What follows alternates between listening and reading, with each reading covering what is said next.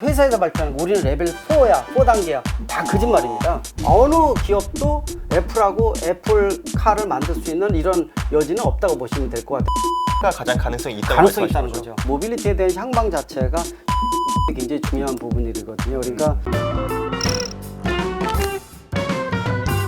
네, 안녕하세요. 부자를 꿈꾸는 개미 북구미의 한정수 기자입니다. 저희가 지난 1편에서 김필수 대림대 미래자동차학부 교수님 모시고 현대차, 테슬라, 국내 배터리 3사 등의 경쟁력과 향후 전망에 대해서 들어봤는데요. 이번 2편에서는 애플카와 자율주행 기술에 대해서 이야기를 나눠보려고 해요. 김필수 교수님께서는 최근에 바퀴 달린 것에 투자하라라는 책을 쓰셔서 큰 인기를 얻고 있는 자동차 업계의 최고 권위자십니다. 교수님, 최근에 진짜로 제일 핫 이슈라고 하면 애플카잖아요, 사실. 맞습니다. 네. 그래서 애플이 현대차, 기아차랑 협상을 하고 있다가 어그러지면서 네. 막 난리가 났었죠, 시장이. 그리고 최근에 또 다시 기아차랑 뭐 협상을 하는 거 아니냐 이런 기대감 나오면서 주가가 또 출렁출렁했고요. 네. 근데 이제 자동차 사업 경험이 전혀 없어요, 애플이. 네. 그래서 애플이 전기차 시대에 잘 적응할 수 있을까? 이게 사실 궁금해하시는 분들 많을 텐데. 애플이 이 애플카를 선언하면서 시사하는 게 굉장히 컸습니다. 국내뿐만 아니라 해외 시장도 마찬가지였습니다. 그만큼 이제 애플이 차지하는 부분도 위상이 그만큼 크다는 거고요. 그렇죠. 노하우도 많이 가지고 있다는 겁니다. 애플 하게 되면은 인류 역사상 가장 혁신적인 제품 1호를 찾으라면 스마트폰을 찾습니다. 그 스마트폰을 출시하는 회사가 애플이에요. 지금 뭐 삼성전자하고 뭐 따라가면서 굉장히 싸우고 있지만은 실제로 스마트폰의 시작점을 스티브 잡스가 오픈을 했거든요. 근데 애플카를 선언한 것은 이제는 스마트폰에서 모빌리티 쪽으로 무대를 옮기겠다는 첫 신호라고 보시면 될 것 같아요. 따라서 전 세계적인 글로벌 기업들이 모두 다 애플을 쳐다보는 이유가 만약에 2024년이라고 선언했지만은 2, 3년 딜레이 될 가능성이 있습니다. 이렇게 늦어지더라도 애플카가 나오게 되면은 자동차 제작사가 아닌데도 이제 전기차를 가지고 비즈니스 모델에 활용하는 부분들이 실제로 시장에 나온다는 거거든요. 애플카를 선언하는 의미에는 여러 가지가 의미가 있는데 첫 번째는 그겁니다. 좀 아까 말씀하신 대로 현대차 그룹 또 현대하고 기아차하고도 협상을 진행하다가 무산이 됐지만은 닛산부터 폭스바겐 등등 글로벌 제작사들하고 다 접촉을 했었어요. 다 근데 무산이 됐거든요. 무산이 된 이유를 보셔야 될 것 같아요. 애플 하게 되면은 아이폰을 이제 위탁 생산해 주는 게 대만의 폭스콘이었는데 네. 이 폭스콘을 하청만 하다 보니까 폭스콘 기업의 브랜드 이미지는 없습니다. 그렇죠. 단순 하청이거든요. 그러기다가 스마트폰을 만들 때 이윤이 굉장히 박해요. 이윤도 박하고 또 중요한 것이 애플이 갑을 관계가 굉장히 뚜렷한 회사입니다. 그러니까 너는 을이야 나는 갑이고 그 갑질을 굉장히 많이 한다는 거죠. 그러다 보니까 특히 비밀주의가 강조돼 있고 기술에 대한 공유가 없습니다. 우리만 쓸 수 있고 독점적인 기술을 보유를 하고 있어요. 그 같은 개념을 갖고 이 자동차 제작사하고 접촉을 했다는 겁니다. 폭스콘하고 똑같은 계약 개념을 가지고 제작사하고 접근하다 보니까 제작사 입장에서는 이거 미쳤냐 내가 하청을 하면서 이거를 그렇죠. 할 이유가 전혀 할 이유가 전혀 없다는 거죠. 덕이 왜 중요한 거냐면요. 스마트폰은 고장 나면 버리면 돼요. 이 자동차는요. 운행 도중에 고장 나면 탑승자의 생명이 끝나는 겁니다. 그렇죠. 생명을 담보로 한다는 거죠. 그거는 모든 책임을 하청에서 해주는 제작사가 책임을 져야 돼요. 굳이 뭐 브랜드 이미지도 없고 하청 개념이고 돈도 그렇게 남지도 않고 기술 공유도 안 되고 제작사가 할 이유가 없다는 거죠. 어느 기업도 애플하고 애플카를 만들 수 있는 이런 여지는 없다고 보시면 될 것 같아요. 그러다 보니까 다시 폭스콘이 전기차 준비하고 있잖아요. 전기차 준비하고 있어서 그 폭스콘에다 맡길까 이런 얘기를 하고 있는데 쉽지 않을 겁니다. 탑승객의 목숨을 담보로 하기 때문에 기계적 시스템에다가 전자 시스템을 넣기 때문에 전자 시스템이 고장 나면 기계 시스템이 동작이 되면서 문 같은 경우도 비상시에 여기를 열면 열린다라는 사람들이 알아요. 직관성이라는 거거든요. 그렇죠. 근데 테슬라 보세요. 불이 났다. 그 짧은 시간에 골든타임에 제정신 없는데 여기를 열어라, 여기를 당겨라, 그럼 문이 열릴 것이다. 어디 뭐 또 보물찾기도 아니고요. 그게 다라는 거예요. 그리고 모델 3는 뒷문이 아예 전기 에너지가 나가면 아예 열리질 않아요. 지금 맞아. 최근에 사고 있었죠. 예, 모델 3 뒷문은 아예 열리질 않습니다. 그래서 그런 것들이 뭐냐면은 이게 기존에 움직이는 가전제품을 만들었는데 이거 차는 모빌리티는 틀리구나라는 것을 지금도 느끼고 있는 거예요. 근데 만약에 애플이 이런 걸 만든다. 안전을 전제로 해줘야 되는데 그러다 보니까 그 기술 수준을 갖고 있는 현대차는 하기 좀 어려웠어요. 왜냐하면 브랜드 이미지가 있기 때문에 이미 제네시스 프리미엄 브랜드가 있어서 하청을 하면 브랜드 이미지가 떨어집니다. 그래서 현대차의 브랜드가 있기 때문에 안 되고 기아차는 약간 색깔이 틀립니다. 그렇죠. 그래도 좀 유연성이 있어요. 거기다가 작년에 PBV라고 해서 퍼포스 빌트 비클 우리가 뭐라는 목적 기반 자동차예요. 네네. 이게 뭐냐면은 수요자가 요구하는 차를 만들어 주는 거죠. 이미 그 선언을 했어요. 거기다가 조지아 공장 등 미국 공장을 비롯해서 전 세계 공장을 갖고 대량 생산 체제가 가능합니다. 또 이 GMP라는 전용 플랫폼을 완성도 전 전용 플랫폼을 쓸 수가 있어요. 또 세 번째, 기술 수준이 높습니다. 이 애플하고 수용이 다 가능해. 이러한 것들을 만족시킬 수 있는 회사가 글로벌 제작사 중에서 없습니다. 그러니까 쉽지가 않은 겁니다. 하고는 싶어도 기업 입장에서도 야, 니네가 이런 독점적인 거 가는데 우리가 왜? 그래서 제가 항상 그 얘기를 했어요. 애플이 작년 12월에 나왔을 때부터 애플이 한 걸음 양보하게 되면은 가능성이 있다. 코 브랜드를 간다든지 또는 애플의 사과 로고를 붙이면서 메이드 바이 기아라든지 이런 걸 같이 공룡을 해주는 거죠. 잘 상상이 안 되긴 하네요. 그렇죠. 근데 그런 것들이 애플이 양보를 안 하게 되면은 협상하기 어렵다는 겁니다. 기아 입장에서 해줄 이유가 없는 거거든요. 그건 그래서 맞죠. 네. 그래서 지금 표면에는 무산됐지만 물 밑에서는 접촉 가능성이 커요. 그래서 아마 이 몇 달 이내로 전격적으로 발표될 수도 있어요. 왜? 알 어쨌든 필요가 없거든, 시장이. 기아가 가장 가능성이 있다고 가능성이 말씀하시는 있다는 거죠. 거죠. 기아는 다른 어떤 글로벌 기업보다도 아까 말씀드린 그런 조건을 갖춘 데가 많지가 않아요. 왜? 브랜드 이미지에 대한 유연성을 가지면서 이 GMP라는 거 갖고 있는 데가 많지가 않거든요. 그리고 또 한 가지 애플카가 시사하는 게 한 가지 더 말씀드리면은 파운드리라는 게 뭐냐면은 반도체 위탁 생산 업체를 파운드리라고 얘기를 하거든요. 마찬가지로 앞으로는 전기차는요, 내연기관차는 찍어내기식이 어려운데 전기차는 바닥에 이 GMP 같은 전용 플랫폼을 깔고 위에다가 덮개만 바꿔주면은요, 차종이 굉장히 다양하게 찍어낼 수가 있어요.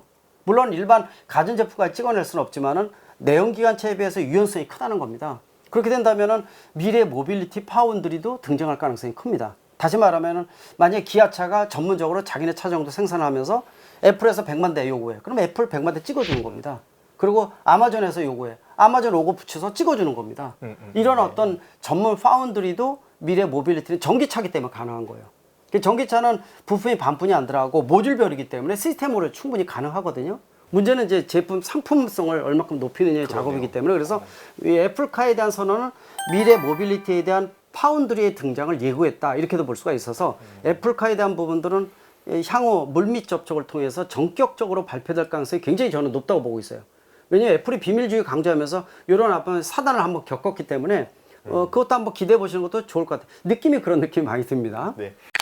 그러면은 아까 애플이 양보를 하면 기아차가 될 가능성이 높다라고 하셨는데 네. 그럼 결국에는 기아차도 그 큰 폭스콘이 되는 게 아닐까? 기아차 그런 미래 모빌리티는 향방이 폭스코나 좀 틀릴 것으로 좀 보고 있어요. 예를 들어서 기아차는요, 차종의 명품을 만드는 겁니다. 카니발 명품, 소렌토 명품, 이미 브랜드 이미지가 세계적으로 알려져 있는 거 있죠. 그렇게 만들고 또 한쪽은 별도의 부서를 만들어서 폭스콘이나 이런 역할을 해주는 거죠.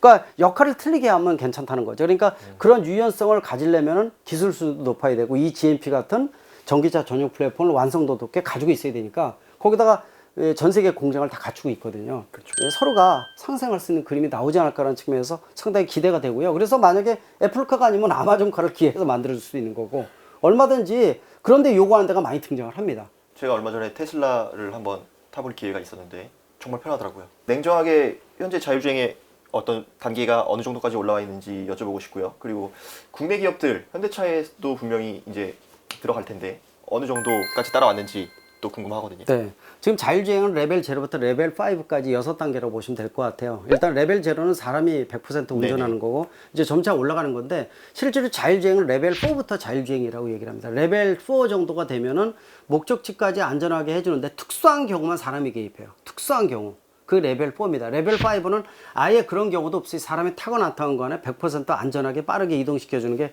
레벨 5예요. 레벨 5는 핑크빛으로 놔두는 거 꿈입니다. 그거 구현되기 어려워요. 그럼 지금 현재 레벨 4도 나오느냐? 안 나옵니다. 그렇죠. 근데 중요한 건 레벨 4가 언제 나오느냐? 5, 6년 이후 얘기를 하는데 쉽지 않습니다. 그것도요. 소비자를 현혹시킬 수 있는 과장 광고라는 얘기죠. 운전 보조 기능입니다. 맞아요. 이거는. 보조 기능이랑 많이 그래서 지금 비슷하고 테슬라도 보면은 한 20초 정도 되면은 벌써 울리기 시작을 해서 잡으라고 얘기를 하거든요. 네. 지금 각 회사에서 발표하는 거 우리는 레벨 4야, 4단계야. 다 거짓말입니다. 다 거짓말. 과장 광고라고 보시면 될 것 같아요. 그래서 지금 현재 적용되는 것은 레벨 3 정도가 그래도 테슬라 가장 앞서 있죠. 일단 대한민국의 자동차 자율주행 기술은 선진국 대비해서 3년에서 4년 뒤집니다. 현대차에 적용하는 자율주행 기술은 레벨 2라고 보시면 될 것 같습니다. 레벨 2만 하더라도 제네시스 같은 경우에 한 사람 돼서 놓고 1, 20초 일 봐도 돼요. 그래서 운전 보조기능이라는 것은 뭐냐면은 휴게소 들리기에는 뭐하고 운전하면서 뭐 좀 먹어야 되는데 병 따게 딸 때 한 손으로 핸들 잡으면서 이렇게 따잖아요. 100km 맞아요. 될 때 핸들 네. 놓고 따는 분 없죠. 100km 죽을려면 인데, 부서지지 그쵸, 못합니까? 그죠? 그래서 핸들 잡고 이렇게 하죠. 근데 눌러놓고 이렇게 따도 괜찮고 옆에서 물건 집어도 괜찮거든요. 그 정도 시간은 충분해요. 그 대신 이제 전방에 차가 많지도 않고 직선이 보장돼야 되고 대낮인 경우에 왜 불안하지 않습니까? 그래서 그런 부분이 있기 때문에 자율주행은 꿈의 기술이고 미래의 어떤 비즈니스 모델에서 굉장히 핵심적인 노하우라고 볼 수 있지만은 지금 현 상태에서는 아직도 과장 광고라든지 소비자를 현혹시키는 게 워낙 많다는 거, 그걸 너무 믿지 말라는 거죠. 운전 보정이라는 생각을 가지면 더 좋을 것 같고, 우리가 좀 더 노력을 해서 선진국 수준으로 따라가야 되는 건 하나의 분명한 숙제라고 말씀드릴 수가 있습니다. 네. 자율주행 기술 발전하면 차량용 반도체 시장이 각광을 받을 것이다 이런 얘기도 제가 들어봤어요. 네. 그래서 또 우리나라 반도체 강국이잖아요. 뭐 삼성전자나 SK 하이닉스 반사이익을 기대해봐도 되는 건지 뭐 이런 부분도 좀 그건 궁금하거든요. 충분히 가능합니다. 물론 네네. 작년 12월 때 코로나로 인해서 지금 전 세계적으로 자동차 제작사가 난리 난 게 차량용 반도체 부족 현상이거든요. 현대차 그룹은 좀 나아요. 왜 그러냐면은 작년에 내수 시장부터 가장 성공적으로 이 차를 판매한 기업이 현대차 그룹입니다. 내수는 성공적이었죠. 아 맞아요. 오히려 실적이 올랐었죠. 네, 실적이 올랐습니다. 네네네. 그래서 전 세계에서 유일하게 플러스로 이 증가한, 작년에 전반기가 한 6% 올라간 이런 국가가 대한민국의 현대차 그룹입니다. 그러다 보니까 주문형 반도체를 생산량을 줄이질 않았어요. 근데 미국과 유럽은 팬데믹이 오면서 자동차 판매가 반토막이 나다 보니까 차량용 반도체를 주문을 반으로 줄였거든요. 근데 반으로 줄이다 보니까 차량용 반도체 공급하는 회사 입장에서는 차량용 반도체가 이 수익이 굉장히 박해요. 영업이익률이 그렇구나. 짙다는 겁니다. 그러다 보니까 작년에 코로나로 인해서 가전제품이라든지 아니면 모바일 제품이 굉장히 판매가 늘어나면서 이 차량용 반도체 만들던 공장들이 다 그쪽으로 돌렸어요. 반도체를 다른 분야로 만들, 돈이 많이 남고 그쪽에 인기가 있다 보니까. 근데 작년 말부터 이 시장이 괜찮아지다 보니까 글로벌 자동차 제작사가 다시 주문형 반도체를 주문하기 시작을 했어요. 근데 기존의 반도체 회사들은 아니 이쪽 맞는데 이쪽으로 돌아올 이유가 없는 거예요. 돈이 안 되니까. 그래서 난리가 난 거고, 현대차 그룹은 이미 주문형을 6개월 전부터 주문을 하는 계속 확보를 부분들인데 해놨어. 계속 네. 같은 양을 확보를 했기 때문에, 근데 그것도 4월까지 넘어가게 되면은 현대기아차도 비상이 걸리거든요. 그래서 향후 이게 가을까지 갈 가능성이 높아요. 지금 말씀하신 대로 자율주행차 쪽에는 전기차를 자율주행하는 게 좋거든요. 내연기관차는 자율주행하기가 어렵습니다. 에너지도 전기에너지 부족하고 공간도 부족해요. 그래서 실질적으로 내연기관차에 들어가는 차량용 반도체가 한 예를 들어서 한 200개, 300개 정도 되는데 이 전기차는 500개, 600개 정도가 됩니다. 굉장히 두세 배가 높아요. 전기차는. 그래서 또 자율주행차는 라이다 센서, 카메라, 디스플레이 등 각종 반도체 소재가 더 많이 들어갑니다. 자율주행 놓기 위해서. 근데 차량용 반도체가 되게 재밌는 게요. 세계에 한 6개, 7개 회사가 점유율이 다 10%대예요. 9%, 10%대가 다 똑같아. 이게 하나가 올인하지 않습니다. 다 똑같다는 거. 그러니까 이제 도토리 키재기가 많다는 거죠. 그래서 그게 6, 7개가 나눠 먹고 있어요. 그런 부분들을 유심히 좀 봐야 되는데, 그래서 차량용 반도체 시장은 앞으로 전망은 굉장히 긍정적이고 더 많이 소요될 것이다. 그리고 전기차나 자율주행차 가면 갈수록 차량용 반도체의 소요는 기하급수로 증가할 것이다. 문제는 이 부분들의 점유율을 누가 이제 치고 나갈 것인지, 지금의 춘추 전국 시대를 누가 치고 나갈 것인지에 대한 것들은 아직도 퀘스천 마크입니다. 딱 그림이 나와 있죠. 충분히 투자 기회가 있을 수 있겠네요. 그렇죠. 네. 예, 그러면 마지막으로 저희 북구미의 상상 공식적으로 드리는 질문을 하고 마칠게요. 현대차나 테슬라, 뭐 애플, 뭐 자율주행, 뭐 여러 가지 얘기를 해주셨는데, 혹시 교수님께서 업계에 계시니까 추가로 한번 좀 주목해볼 만한 기업이 있다면, 뭐 저희가 투자 기회를 뭐 볼 수 있는, 아직 잘 알려지지 않은 기업이 있다면 일단은 뭐가 뭐 있을지. 국내에서도 물론 떠오르는 기업들도 있어요. 중소기업, 중견기업들 이런 데도 굉장히 많지만은 주로 이제 이 모빌리티에 대한 향방 자체가 유관 산업이 굉장히 중요한 부분이거든요. 그러니까 네. 지금 당장은 자율주행 전기차 개념으로 보시면 될 것 같아요. 이게 지금 주요 꼭지점이고, 여기에 관련돼서는 실질적으로 배터리 쪽도 괜찮고, 또 고효율 모터라든지 또 히트 펌프 같은, 예를 들어서 고효율 펌프 있죠. 네. 그러니까 뭐냐면 고율 히터 종류들, 이런 것들은 왜 그러냐면은 전기차는 겨울에 날씨 추워지게 되면은 배터리 맞아요. 용량 20-30% 줄고 또 히터를 키면 더 떨어지기 때문에 전기 에너지 소모율을 최소화시킬 수 있는 특수한 기술을 갖고 있는 회사들이 있죠. 이런 기업들은 굉장히 부품 회사들 중에서 의미가 굉장히 크거든요. 그래서 아마 그런 꼭지 중심으로 보시면 될 것 같아요. 전기차, 자율주행, 또 여기에 들어가는 라이다 센서 등 센서 회사들, 또 배터리 회사, 또 배터리 부품, 배터리에 들어가는 소재가 네 가지인데 양극재, 음극재, 전해질, 분리막입니다. 네 개인데 네. 음극재보다 양극재가 제일 중요하고 양극재가 전체 배터리 값의 또 40%를 차지해요.